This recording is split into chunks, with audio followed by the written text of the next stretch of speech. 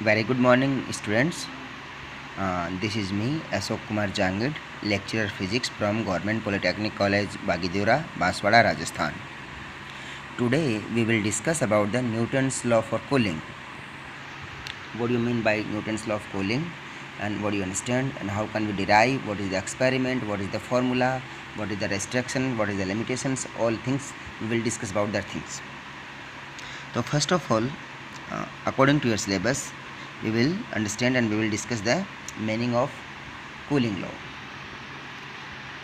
आप इसको समझिए इस प्रकार से कि अभी तक अपन ने हीट ट्रांसफ़र के बारे में जो भी डिस्कस किया है, तो उसमें अपन ने ये देखा है कि हीट ट्रांसफ़र नॉर्मली कब होता है. अगर आप तीनों मोड की डिस्कस करते हैं, कंडक्शन, कन्वेंशन और रेडिएशन, तो उसमें रेडिएशन को छोड़ दिया जाए तो बाकी में आपको जो भी हीट का ट्रांसफ़र होता है कंडक्शन और कन्वेंशन में, वो थ्रू एक मीडियम होता है. और मीडियम का मतलब होता है कि हीट ट्रांसफ़र के लिए कांटेक्ट होना ज़रूरी है एक प्रकार से. तो ऐसे ही न्यूटन्स लॉ ऑफ कूलिंग में अगर मैं किसी भी सोर्स मटेरियल के द्वारा किसी दूसरे मटेरियल ऑब्जेक्ट को अगर हीट का ट्रांसफ़र करता हूँ और हीट का ट्रांसफ़र करता हूँ, तो जो हीट की जो कूलिंग रेट है या हीटिंग रेट है, वह उन दोनों के टेम्परेचर डिफरेंस पर डिपेंड करेगी. टेम्परेचर डिफरेंस पर डिपेंड करने का मतलब यहाँ पर क्या है, आप इसको देखिए कि आप एक चाय पी रहे हैं, हॉट टी, और अगर सर्दी का मौसम है और चाय है वो किसी स्टील के या किसी भी मेटालिक बर्तन में रखी गई है.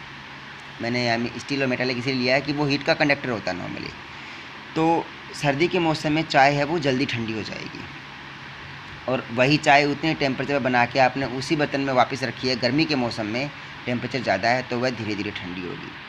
इसका मतलब क्या हुआ? It's meaning the transfer of heat from surrounding और to surrounding will depend on the temperature of surrounding.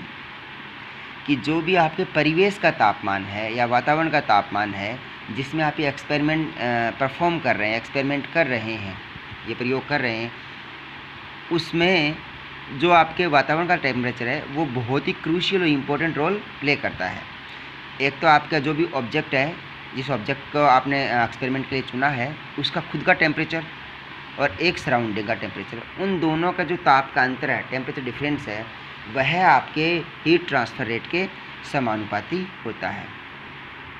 अब आप इसको यूँ देखिए कि जैसे जैसे आप ऑब्जेक्ट का टेम्परेचर बढ़ाते हैं, सपोज आपने उसी चाय के एक्सपेरिमेंट से अपन बात वापस लेते हैं, अगर चाय है उसको आपने 90 डिग्री पर गर्म किया हुआ है तो उसको ठंडा होने में थोड़ा सा टाइम लगेगा. अगर उसी को 50 डिग्री पर गर्म किया हुआ है तो और ज़्यादा कम टाइम लगेगा.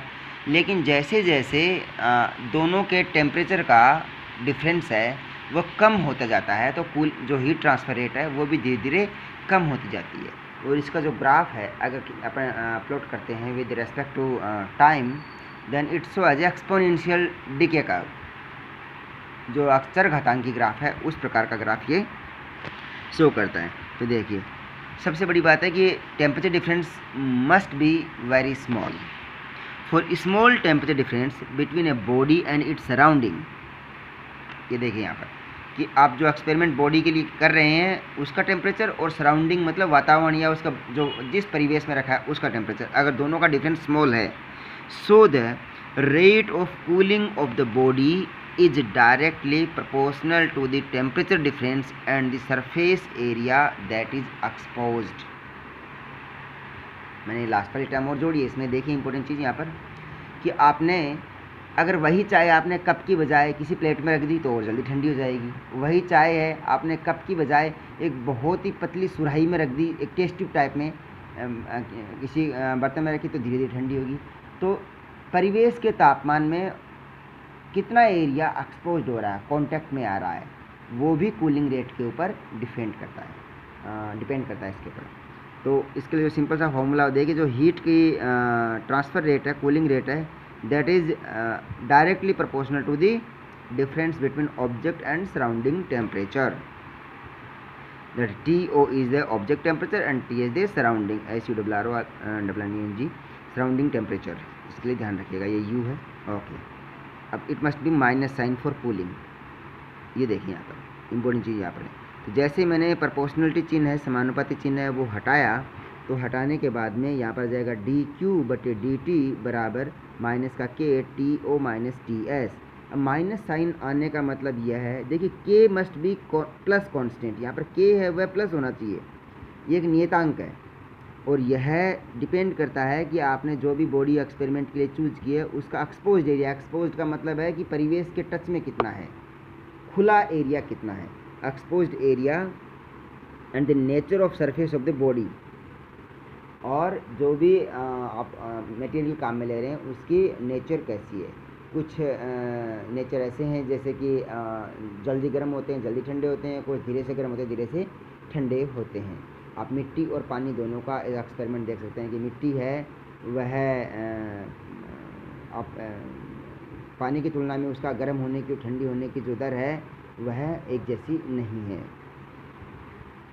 ओके, तभी तो देखते हैं आप रेगिस्तान के अंदर है वह है गर्मी के दिनों में आप देखते हैं कि काफ़ी लंबे समय तक गर्मी रहती है और उसके बाद में रातें हैं वो ठंडी हो जाती हैं एक टाइम के बाद में, क्योंकि जो मिट्टी के स्पेसिफिक हीट है वो विशिष्ट ऊष्मा से रिलेटेड, लेकिन मिट्टी है उसके गर्म होने की जो दर है वह पानी की तुलना में समान नहीं है। ध्यान रखिएगा इस बात को। ओके, माइनस साइन यहाँ पर इसीलिए कि अपन कूलिंग इफेक्ट पढ़ रहे हैं, शीतलन पढ़ रहे हैं, न्यूटन का शीतलन, ठंडा होने की दर का नियम पढ़ रहे हैं। तो ठंडा होने की दर का नियम से मतलब यहाँ पर यह है कि जो भी टेम्परेचर है वो प्रीवियस टेम्परेचर की तुलना में ठंडा होगा। सपोज आप एक्सपेरिमेंट कर रहे हैं, किसी भी आपने पानी को गर्म किया 90 डिग्री पर, फिर उसको आपने ठंडा करना चालू किया तो पानी का जो इनिशियल टेम्परेचर है वो 90 डिग्री, फाइनल टेम्परेचर कितना है 2 मिनट के बाद में सपोज होगी 88 डिग्री, 5 मिनट के बाद में 85 डिग्री, ऐसे पानी ठंडा हो रहा है। तो फाइनल टेम्परेचर है वो कम है बजाय इनिशियल टेम्परेचर के, तो इसलिए जब टेम्परेचर डिफरेंस लेंगे तो वो माइनस में आएगा, तो ये कूलिंग इफेक्ट शो कर रहा है, इसलिए यहाँ पर ये माइनस साइन दिखाया गया है। ओके, साथ में देखिएगा कि जो टेम्परेचर डिफरेंस है T object minus T surrounding, जो डेल्टा टी के द्वारा दिखाया गया है, ये जितना ज़्यादा होगा उतना ही हीट ट्रांसफ़र है वो तेज़ी से होगा, रैपिडली होगा। अगर टेम्परेचर डिफरेंस है वो कम है तो हीट का ट्रांसफ़र है वो स्लो होता है। तो इसलिए जो एक्सपेरिमेंट में आप अपना अगले लेक्चर में इसका एक्सपेरिमेंट प्रूव देखेंगे। अगर आप देखते हैं कि ये मैं देखूं टाइम और ये टेम्परेचर डिफरेंस के, तो आप देखिए जो टेम्परेचर वो इस प्रकार से चेंज हो रहा है, ऐसे। तो यहाँ पर क्या है कि इस एरिया में सपोज क्या करना है, इसमें यह है ही कि जो डेल्टा टी है वो ज़्यादा है सराउंडिंग की तुलना में, ऑब्जेक्ट का टेम्परेचर ज़्यादा है तो टेम्परेचर डिफरेंस है वो ज़्यादा है, तो हीट ट्रांसफ़र है वो जल्दी हो रहा है।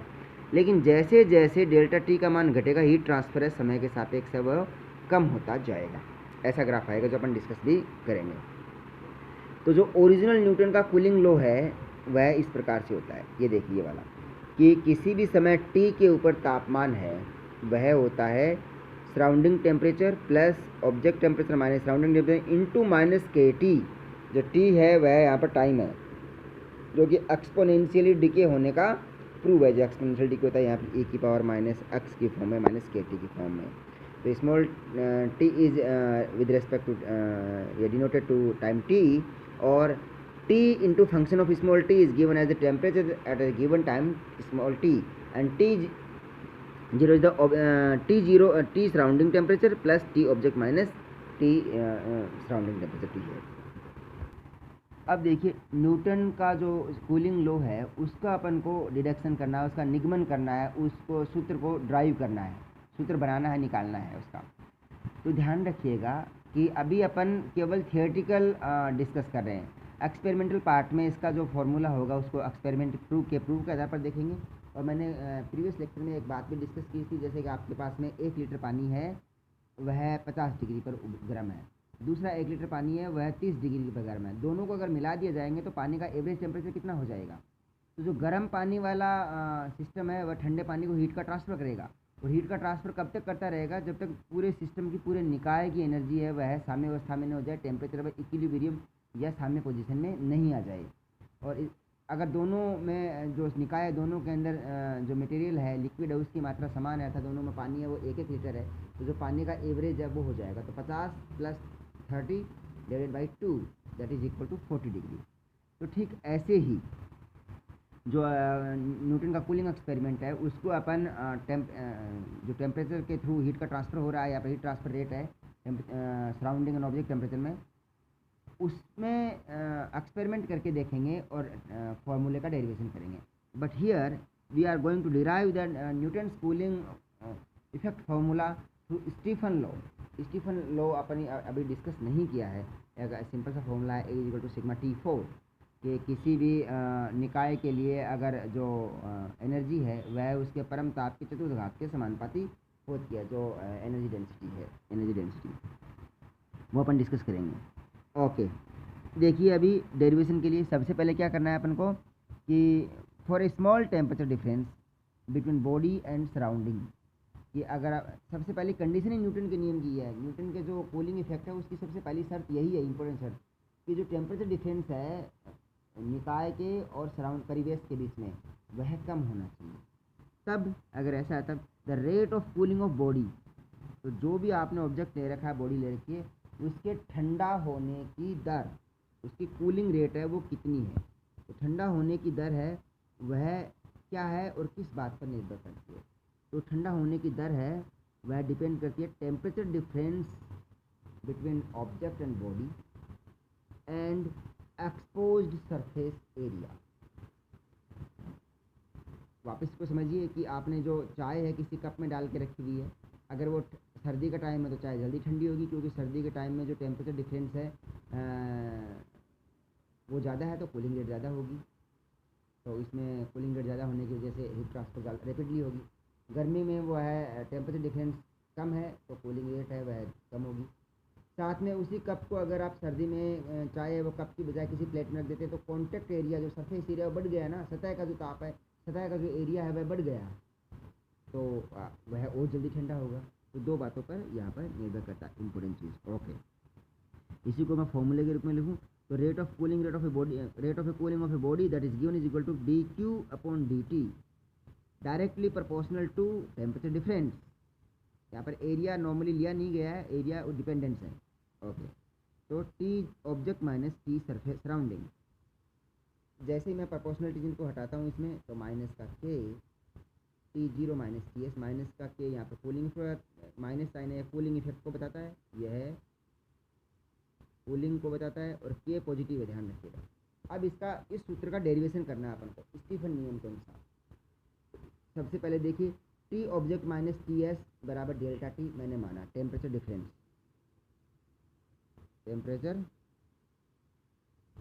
माना. अब स्टीफन का जो नियम है, अगर सिंपल ब्लैक बॉडी ले रहे हैं विदाउट एनी सराउंडिंग तो वो होता है नॉर्मली R = सिग्मा T4. यहाँ पर सिग्मा स्टीफन कांस्टेंट है. अभी देखिए अगर मैं सराउंडिंग का टेम्परेचर भी ले लेता हूँ तो इसमें से माइनस का TS4b, इसको ऑब्जेक्ट टेम्परेचर ले लीजिए. ये नया स्टीफन का नियम है, तो स्टीफन बोल्ट्जमैन लॉ के अनुसार बता सकते हैं अपन. ओके, अब देखिए मैंने ये सूत्र लिया स्टीफन नियम के अनुसार, R = सिग्मा T ऑब्जेक्ट की पावर 4 माइनस T सरफेस की पावर 4.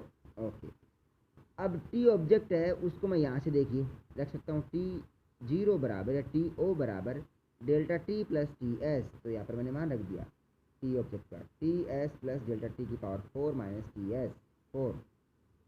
अब इसमें से मैंने TS4 बाहर निकाला ब्रैकेट में से, तो TS4 बाहर आ गया, तो 1 plus delta T divided by TS की पावर 4 माइनस TS4. अब पूरे इस ब्रैकेट में देखिए यहाँ पर भी TS4 की पावर और यहाँ पर भी TS4 की पावर, दोनों को ब्रैकेट से बाहर निकाल लीजिए तो सिग्मा TS4. अब बचने के बाद में यहाँ 1 plus delta T divided by TS की होल पावर 4 माइनस 1 बचता है यहाँ पर. तो देखिए 1 plus delta T plus TS की पावर 4. अब डेल्टा T है वो TS की तुलना में बहुत छोटा है. Delta T is much more smaller than TS, ये कंडीशन है. ओके, इसका मतलब बाइनोमियल प्रमेय है, जो द्विपद प्रमेय है उसके अनुसार इसका अपन एक्सपांसन कर सकते हैं इक्वल टू. तो एक्सपांसन करने के लिए क्या होगा, नॉर्मली देखिए ये हो जाएगा 4C1 4C2 4C3 के द्वारा, तो 1 प्लस 4C1 x. इसको आप सिंपली देखिए ऐसे लिख सकते हैं 1 प्लस x की power 4, 1 plus 4C1 x plus 4c2x² plus 4c3x3 sorry x1, ऐसे आप इसका जो एक्सपेंशन है वो इजीली कर सकते हैं x3। तो ऐसे ही देखिए जब मैंने इसका एक्सपेंशन किया तो 1+4 delta T upon T S plus 4c2 मतलब 6 delta T upon T S की पावर 2, और आगे वाली टर्म्स को मैंने छोड़ दिया क्योंकि हायर पावर नेग्लिजिबल मान लिया मैंने। क्यों मान लिया है? क्योंकि डेल्टा टी पहले से ही बहुत छोटा है और उसकी पावर अगर 2, 3, 4 करेंगे तो वह और छोटा मान हो जाएगा, तो उसको मैंने नेग्लिजिबल मान लिया है। तो जब इसको एक्सपांड किया इस ब्रैकेट को, तो इसका मान आएगा 1+4 delta T upon T S plus 4c2 मतलब 6, तो 4 गुना 3 डिवाइडेड बाई 2। 4c2 का मतलब होता है 4 गुना 3 डिवाइडेड बाई 2। ओके, ये 6 आ जाएगा और इसकी पावर स्क्वायर, और स्क्वायर में 1 का तो 1 की स्क्वायर, ठीक है। ये जाएगा delta T upon delta T S की स्क्वायर। अब आगे करेंगे तो 4c3 4 Guna 3 Guna 2 divided by 3 गुना 2, तो वापस 4 delta T upon T S की पावर 1 इंटू 1 की पावर 3। ये लास्ट में -1 है, तो -1 और +1 कैंसिल हो गए। देखिए ये आपस में कैंसिल हो गए। अब देखिए यहाँ पर कि ऑलरेडी डेल्टा टी बहुत छोटा है तो उसकी स्क्वायर तो और भी छोटी होगी। स्क्वायर छोटा होने की वजह से इसको मैंने अप्रॉक्सीमेटली 0 मान लिया। नेगेटिव है नहीं 0, लेकिन इसमें जोड़ से मतलब अप्रॉक्सीमेशन के अंदर इसको 0 कर दिया। ओके, अब देखिए अपने पास में आया सिग्मा टी एस की power 4 into 4 delta T upon T S. तो टी एस की पावर 4 में से एक टी एस यहाँ से कैंसिल हो गया, तो बचा 4 sigma T S 3, 4 sigma T S 3 into delta T. अब देखिए 4 सिग्मा टी एस 3 है। टी एस क्या है? T S the temperature of surrounding, परिवेश का तापमान जो कि नियत है, we can't control. Sigma is the Stefan constant, again constant, 4 is the again constant, तो ओवरऑल वैल्यू ये कांस्टेंट हो गए, तो इसको मैं के से रिप्लेस कर सकता हूँ। तो देखिए मैंने इसको के से रिप्लेस कर दिया। तो the rate of cooling of a body that is given by R is equal to K T object minus T S. Delta T है ना, तो डेल्टा टी के अंदर वापस T object minus T S कर दिया इसको, और यही न्यूटन का कूलिंग नियम था नॉर्मली। यहाँ पर माइनस साइन नहीं है, और माइनस साइन तो अपन को इसमें टेम्परेचर के रेस्पेक्ट में इसको अपन कूलिंग के लिए दिखा देंगे, no problem. It's a physical phenomena interpretation आप इसको बोल सकते हैं। मैथमेटिकल रूप में इसको ऐसा शो करने में कोई दिक्कत नहीं है, नो प्रॉब्लम। तो ये अपन ने न्यूटन का कूलिंग नियम इसके बारे में डिराइव किया है स्टीफन लॉ से।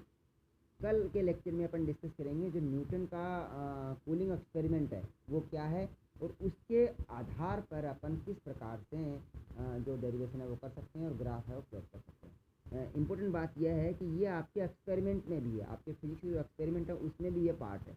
तो आप कल इसको ध्यान से देखिएगा, अच्छे से समझिएगा, और आप जब लैब में एक्सपेरिमेंट परफॉर्म करेंगे तो भी आपको वो 2 ग्राफ है प्लॉट करने पड़ेंगे, और उसमें कूलिंग रेट निकालनी पड़ेगी, और इस पर बेस्ड कुछ न्यूमेरिकल भी अपन करेंगे। न्यूमेरिकल कुछ तो अपन सॉलिड स्टेट की टाइप करेंगे, सॉलिड मटेरियल, जैसे एक लोहे की रोड है और तांबे की रोड है, दोनों की लंबाई समान है, मोटाई समान है, दोनों के टेम्परेचर अलग अलग है, तो जॉइंट पर टेम्परेचर कितना होगा, ऐसे न्यूमेरिकल। आप यूँ मानिए कि 1 लीटर पानी में 1 लीटर पानी के अंदर आपने जो कि 30 डिग्री पर उबला हुआ है उस पर आपने 100 ग्राम बर्फ़ मिला दी है, तो जो 0 डिग्री पर है तो सॉल्यूशन बनेगा, उसका टेम्परेचर कितना होगा। या कि अब जो आइस है वो आपने 20 डिग्री टेम्परेचर पर रख दी है तो उसको मेल्ट होने में कितना टाइम लगेगा। तो ऐसे कुछ इंपॉर्टेंट सवाल हैं जो आपकी डेली लाइफ में यूज होंगे, और एक्सपेरिमेंटल पार्ट से भी इम्पोर्टेंट है।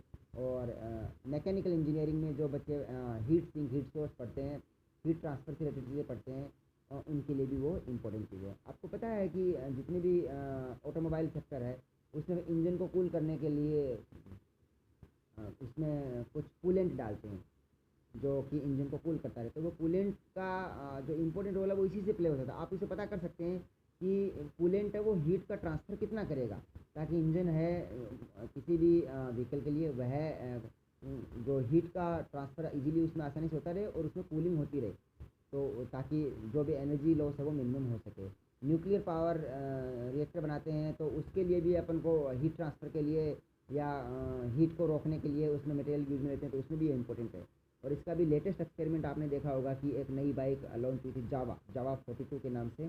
तो उसमें पहली बार बाइक में जो कि इंजन के पास में है वो है हीट ट्रांसफ़र करने के लिए लिक्विड ऑयल का जो कार्बोरेटर है वो लगाया गया, ताकि इंजन है वह कूलिंग करता रहे, तो एफिशिएंसी बढ़ जाती। तो नॉर्मली जो हीट ट्रांसफ़र है that is belongs to automobile sector, very important, belongs to automobile sector. So you must know and you must go through about it. Okay, thank you.